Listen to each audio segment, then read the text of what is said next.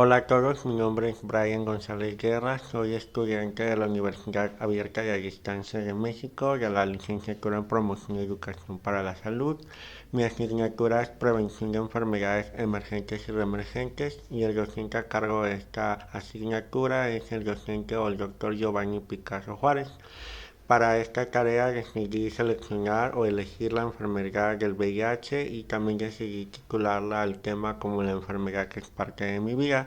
Conforme vamos a ir viendo la exposición, les voy platicando un poco sobre la enfermedad, sobre si es una enfermedad emergente o reemergente, pero sobre todo que no solamente es una enfermedad de carácter biológico, sino que también es de carácter social.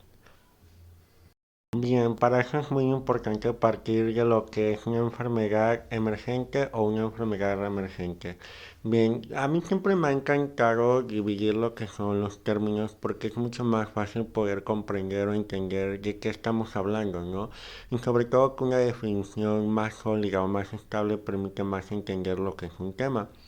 En este caso decidí poner algunas ilustraciones para poder entender el término emergente. El término emergente se sugiere o permite definir que es algo que surge o que emerge, que es algo nuevo, prácticamente algo que no se ha visto, algo que no se ha hablado, algo que no se ha logrado escuchar y que emerge o que de alguna manera surge de manera nueva en el medio o en el entorno en el que nos rodea. En el caso del término reemergencia, estamos hablando de que es algo que ya era conocido o que ya se tenía previo conocimiento, ya se había visto, ya se había escuchado, ya se había escrito y que nuevamente vuelve a surgir. Bien, para ello decidí colocar estas dos imágenes o estos dos ejemplos en el término de emergente y reemergente. En emergente decidí colocar un pollito porque es como el ejemplo más claro de que es emergente, de que es algo que eclosionó, algo que es nuevo, algo que emergió y es algo que no se había visto y que logramos visualizar. Obviamente otro ejemplo más, digamos, podría ser claro, en este caso sería cuando nace un bebé, porque es algo que no habíamos visto, algo que no habíamos escuchado, algo que no estaba presente y que emerge, ¿no? Que cuando la mamá, en este caso, se alivia o da a luz, pues obviamente vamos a tener algo nuevo, ¿no? Vamos a tener el bebé que es alguien nuevo. En el caso del término de reemergente, decidí colocar al ave fénix, porque así como lo cuenta la mitología, es un ave que una vez que llega a su ciclo de vida se vuelve cenizas y de las cenizas vuelve a reemerger o a resurgir lo que viene siendo una cría. Pero finalmente es algo que ya conocíamos o algo que no era nuevo, sino que era algo que ya se tenía conocimiento de ello. Bien, es muy importante también en cuenta que en el caso de una enfermedad emergente y reemergente vamos a abordar algunos aspectos de la microbiología que viene siendo todo este mundo extenso que nos rodea de estos pequeños microorganismos. Varios de ellos son solamente formas de vidas, pero otros sí son células. En este caso vamos a hablar de virus, bacterias, hongos y parásitos, como todo este universo en la microbiología que va a ocasionar una enfermedad, pero más una enfermedad infectocontagiosa, porque como sabemos realmente también existen enfermedades que no son ocasionadas por microorganismos. Tal es el caso de las enfermedades crónico-degenerativas, que si bien el VIH ya se involucra o ya es parte de este tipo de enfermedades, enfermedades como la diabetes, la hipertensión, algunas enfermedades como el cáncer no son producto de un proceso, digamos, o de una parte o no forma parte de alguna enfermedad ocasionada por un agente causal microbiológico, sino que viene siendo más como una alteración en el metabolismo, obviamente tiene que ver con más con el estilo de vida, la dieta, etcétera, ¿no? Bueno, obviamente coloqué aquí virus, bacterias, hongos y parásitos, pero bien sabemos nosotros que hay un mundo extenso que no solamente se compone de virus y bacterias, de hongos y parásitos, y obviamente cada uno de ellos también tiene una clasificación, obviamente en cada uno de ellos vamos a encontrar diferentes tipos de bacterias, diferentes tipos de hongos, diferentes tipos de parásitos y sobre todo diferentes tipos de virus. Bien, ahora sí. Los ejemplos más claros de lo que viene siendo una enfermedad emergente y reemergente, pues los vamos a poder encontrar en algunas enfermedades que ya son como muy conocidas entre la población. En el caso de una enfermedad emergente, o sea, se llega a conocer que es una enfermedad nueva de la cual no se tiene conocimiento, tenemos lo que es al VIH, al SARS-CoV-2 y al ébola. Algo muy curioso y que siempre me gusta como considerar porque creo que es algo que a pesar de que mucha gente desconoce, es que estas enfermedades no eran del todo desconocidas. ¿Qué quiere decir? Que no eran enfermedades de las cuales se tenía un completo desconocimiento, sino que la forma en cómo surgieron generó obviamente polémica porque en el momento en el que surgen enfermedades como el VIH o el SARS-CoV-2, pues no se tiene conocimiento en cuanto a cómo infecta, cómo se transmite, cuáles son las medidas de prevención y sobre todo el tratamiento. Es por eso que este término de emergente hace alusión a estas enfermedades. Y es que estas enfermedades realmente tienen un antecedente, tal vez no un antecedente en humanos, pero sí lo existe en animales. O en el caso del SARS-CoV-2, que hay un antecedente en algunas variantes como la enfermedad respiratoria del Medio Oriente o el SARS-CoV-1. Pero lo curioso de todo esto es que estas enfermedades, el origen que tienen, también tienen un carácter social que se ve fuertemente implicado por la ignorancia, por la falta de investigación, por muchos factores sociales, políticos, económicos, ideológicos de toda índole que han ocasionado que realmente sea muy difícil poder encontrar las bases necesarias para poder defendernos contra estas enfermedades. Por otro lado, tenemos las enfermedades reemergentes, que son enfermedades que ya se conocen, ya se tiene un previo conocimiento sobre sus bases, sobre su ciclo de vida, sobre su cadena epidemiológica, su triada ecológica, la historia natural de la enfermedad, obviamente los niveles de prevención primaria, secundaria y terciaria, el tratamiento, etcétera, etcétera, etcétera. Pero que a diferencia de las enfermedades emergentes, no quiere decir que no sean de importancia en la salud pública, no quiere decir que porque se tenga conocimiento en tratamiento o incluso niveles de prevención estemos exentos de ellas, sino que también generan un fuerte peligro para la población, porque muchas de ellas pueden llegar a ser potencialmente mortal y muchas de ellas ya se consideraban erradicadas, pero que por diferentes factores sociales, políticos, religiosos y así como de toda índole vuelven a resurgir. Eso no quiere decir que solamente tenga que ver con el carácter social, sino que también algunas enfermedades reemergentes como el dengue o el Zika son por una cuestión más biológica y que también tiene mucho que ver con el estado, digamos, del clima, ¿no? Con las condiciones climatológicas necesarias para que se desarrolle esta enfermedad, claro. En esta diapositiva decidí colocar esta imagen que son las grandes epidemias de la historia y realmente creo que esta imagen refleja el poder que puede llegar a tener una enfermedad y el impacto que pueden llegar a tener no solamente en cómo se desarrolla nuestra vida en el entorno en el que vivimos, ¿no? Sino también cómo puede afectar en diferentes aspectos de nuestra vida y cómo realmente en la historia han generado obviamente mucha importancia o relevancia sobre el cuidado de la salud. En este caso, enfermedades como lo que viene siendo la viruela, la peste negra, el VIH-Sida han sido como un hito en la historia tanto a nivel histórico, social como también biológico, porque la forma en cómo la enfermedad impactó en aquellas épocas también tuvo mucha relación en cómo las personas decidieron darles la importancia o sobre todo darle esa investigación necesaria que requería la enfermedad para poder entender de qué se estaba tratando y ante qué estábamos tratando. Pero bueno, por fin vamos a hablar un poco sobre la enfermedad de las que les voy a hablar. En este caso es el VIH-Sida. Como su nombre lo dice, VIH son las siglas virus de la inmunodeficiencia humana y SIDA es síndrome de inmunodeficiencia adquirida. Y al igual que el término de emergencia y bueno, reemergente y emergente, también es muy importante entender el término virus de la inmunodeficiencia humana y el síndrome de inmunodeficiencia adquirida, ya que son términos que muchas veces se llegan a confundir o se llegan a transversar, ¿no? Y eso genera mucha desinformación en la población. El virus de la inmunodeficiencia humana hace referencia al virus que ocasiona una inmunosupresión o una inmunodebilitación de lo que es el sistema inmune. El sistema inmune, como ya sabemos, es el sistema que se encarga de protegernos de cualquier agente externo patógeno que obviamente interfiera con la salud de la persona. Cuando hablamos de que es un virus que genera alguna inmunosupresión, estamos hablando de que afecta al sistema inmunológico, reduciendo obviamente su capacidad para poder activarse y para poder generar este sistema de defensa, y obviamente el cuerpo se va a ver más expuesto a algunas enfermedades o algunos agentes externos. Obviamente cuando decimos virus de la inmunodeficiencia humana, hacemos referencia al virus que genera una inmunosupresión en el cuerpo humano. Por otro lado, el síndrome de inmunodeficiencia adquirida hace referencia a un conjunto de padecimientos y síntomas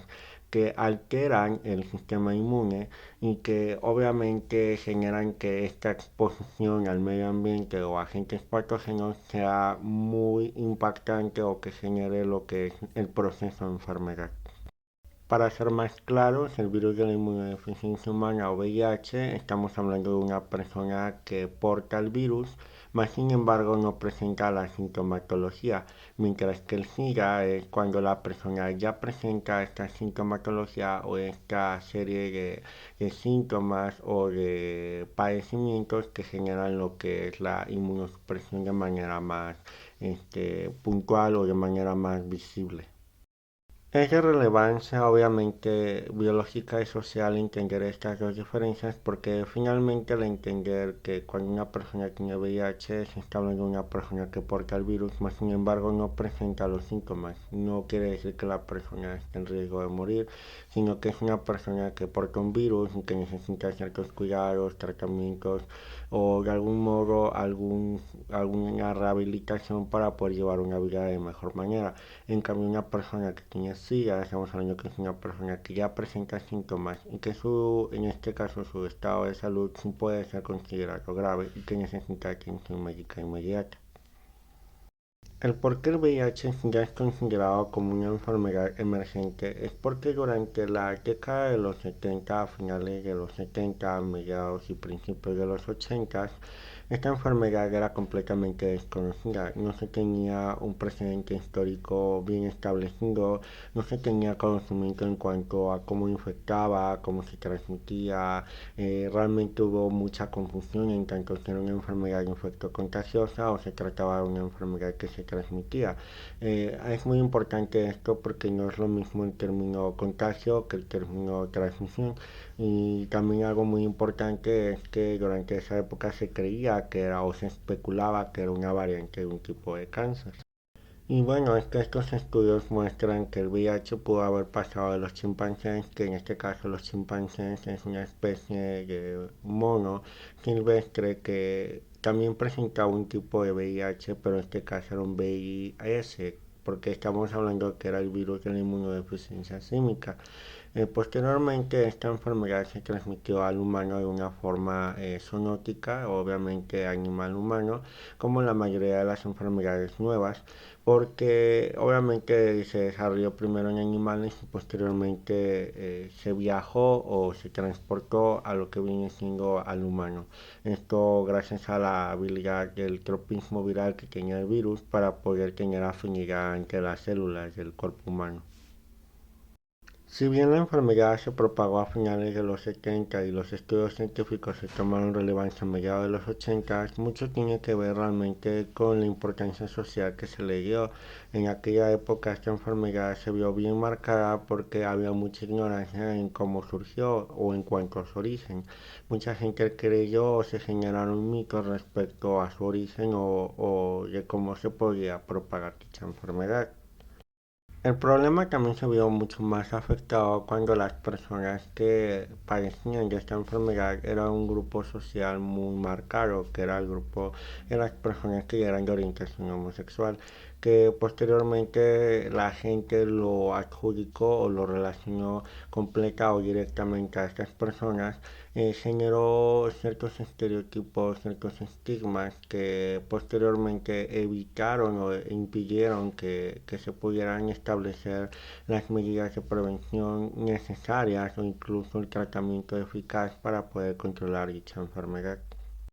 Así como lo mencioné, los factores causales medioambientales o de entorno que propiciaron que dicha enfermedad emergiera tuvieron mucho que ver con, en primera,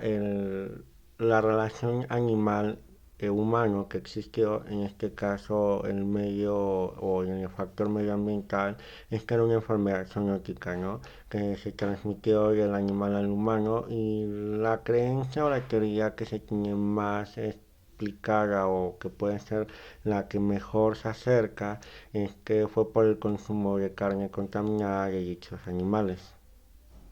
Sin embargo, no se tiene certeza de que haya sido de esa manera.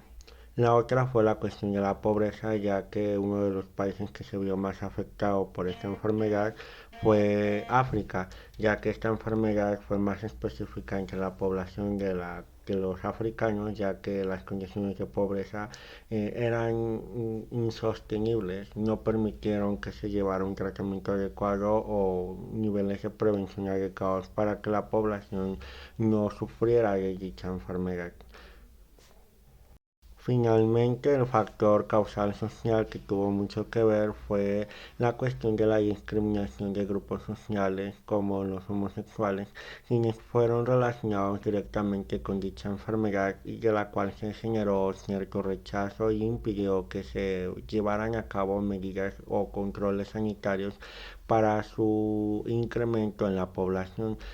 Obviamente no hubo un tratamiento adecuado, no hubo niveles de prevención. Aunado a eso, también la falta de educación sexual que existe en la población, que aún a pesar de los años sigue muy marcada, ya que si bien la educación sexual aún sigue siendo una medida de prevención muy eficaz, actualmente ya no cuenta con un modelo más moderno que se adapte a las nuevas generaciones o a estos nuevos grupos sociales que ya no se muestran identificados ante obviamente un modelo educativo o a un modelo de educación sexual ya muy rezagado o que no cuenta con las bases necesarias para que la población se sienta más identificada o más cómoda hablando de dichos temas. La importancia epidemiológica de esta enfermedad es que ayuda a disminuir la transmisión del virus, porque algo muy importante que hay que considerar es que es una enfermedad que se transmite más, no que se contagia. La enfermedad que se transmite generalmente no influye el medio ambiente, no influyen cuestiones como el abrazar, el estar cerca de una persona, tocarla, sino que más bien se transmite de una manera más específica y en este caso de la enfermedad es por vía de transmisión sexual. Obviamente entablar relaciones sexuales de toda índole, oral, anal, vaginal, pueden ser un factor de riesgo para contraer o transmitir dicha enfermedad. A su vez, eso ha permitido que se establezcan datos más actuales o más modernos sobre cómo esta enfermedad ha impactado a nuestra sociedad, ya que si bien afecta a grupos homosexuales, la realidad es que también muchas mujeres se han visto afectadas y muchas de estas mujeres también tienen un problema o una causa o una raíz social. Actualmente se sabe que, o algunos datos, tanto a nivel nacional como mundial, establecen que el uso de aplicaciones de cita ha generado un aumento o un desinterés en la población juvenil sobre la enfermedad. De igual manera, se ha visto muy poco dado la importancia a las mujeres en esta enfermedad, por lo que su importancia debería ser de mucho interés para nosotros para generar o establecer o realizar alguna intervención para evitar casos nuevos o el aumento de estos casos de VIH. La mejor manera es mediante la prevención y la concientización a la población. Actualmente existen muchas fundaciones o instituciones que pueden favorecer o pueden darnos esta información sobre cómo prevenir la enfermedad. Tales son el caso del Capacit o el ONU-SIDA. pero bueno, la prevención de la salud en enfermedades emergentes y reemergentes tiene como finalidad reducir los factores de riesgo de tener su avance y atenuar consecuencias. El objetivo es evitar la manifestación de la enfermedad y generar la prevención efectiva en salud. Obviamente esto va relacionado en todas las enfermedades, ya sea emergentes o reemergentes. Y bueno, eso sería todo. Espero que les haya gustado esta mini exposición. Realmente la hice muy extensa en otro video, pero decidí acortarla para obviamente reducir tiempo. Sin más que agregar, me despido en espera de retroalimentaciones. Saludos.